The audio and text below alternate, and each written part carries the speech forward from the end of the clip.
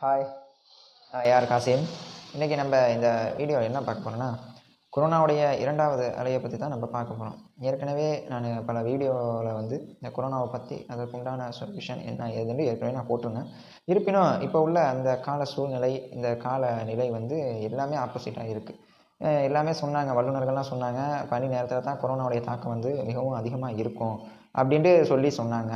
ஆனால் இப்போ ஆப்போசிட்டாக வெயில் நாள் இந்த வெப்பத்தினுடைய அந்த தாக்கம் அதிகரிக்க கொரோனாவுடைய தாக்கம் வந்து இந்த கடந்த அந்த சில 2 வாரங்களாக வந்து ரொம்ப அதிகரிச்சுக்கிட்டு இருக்குது. இந்த ஜனவரி 2021 வந்து பிறந்துச்சு, ஜனவரி பிப்ரவரி போச்சு, மார்ச் மாதத்தில் இந்த கடந்த 2 வார காலமாக வந்து ரொம்ப இன்க்ரீஸ் இந்த நிலையில் தான் போய்கிட்டு இருக்குது. குறிப்பாக இந்த தஞ்சை மாவட்டத்தில் வந்து பள்ளிகளில் வந்து கொரோனாங்கிற அந்த செய்தியை வந்து நம்ம நியூஸ்களின் வாயிலாக நம்ம வந்து அறிஞ்சோம் தெரிஞ்சோம்.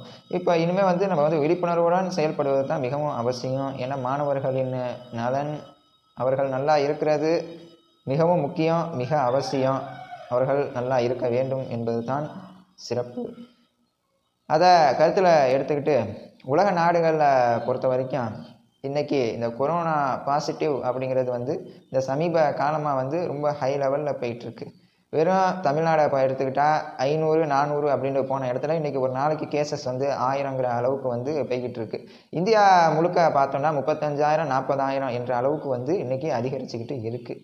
இது வந்து எதனால் இந்த மாதிரி அதிகரிக்குது, இல்லை மக்கள்கிட்ட விழிப்புணர்வு இல்லையா, அலட்சிய போக்கா என்பது என்ன என்பதை வந்து காலம்தான் பதில் சொல்லணும்.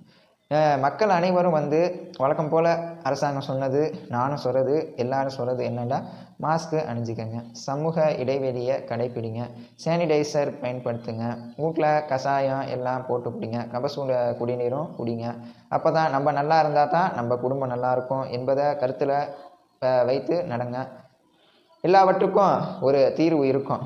ஆரம்பம்னா ஒரு முடிவு கண்டிப்பாக இருந்தே தீரும். நம்ம இந்த கொரோனாவுக்கு விடை எப்போது முடிவடையும் என்பதை நம்ம வந்து பொறுத்து இருந்து தான் பார்க்கணும்.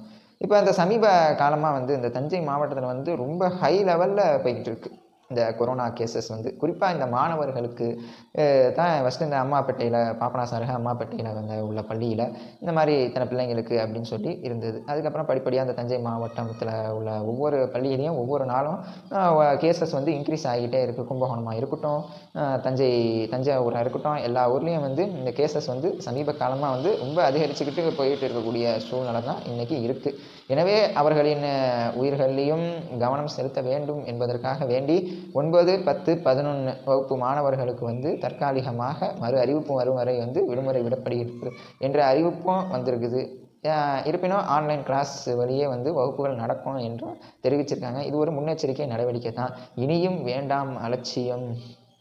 நம்ம அலட்சியமாக இருந்தோண்டா அது நமக்கு தான் நஷ்டம். இனிமேல் விழிப்புணர்வோடு செயல்படணும், விழிப்புடன் இருக்க வேண்டும். மாஸ்க் அணிகிறது, சமூக இடைவெளியை கடைப்பிடிக்கிறது, பொது போக்குவரத்தில் சமூக இடைவெளியை கடைப்பிடிக்கிறது என நம்ம வந்து சரியான ஒரு திறமையாக செயல்படக்கூடிய காலகட்டம் இது. எனவே விழிப்புடன் செயல்படுவோம், கொரோனாவை வெல்வோம். ஓகே, பாய்.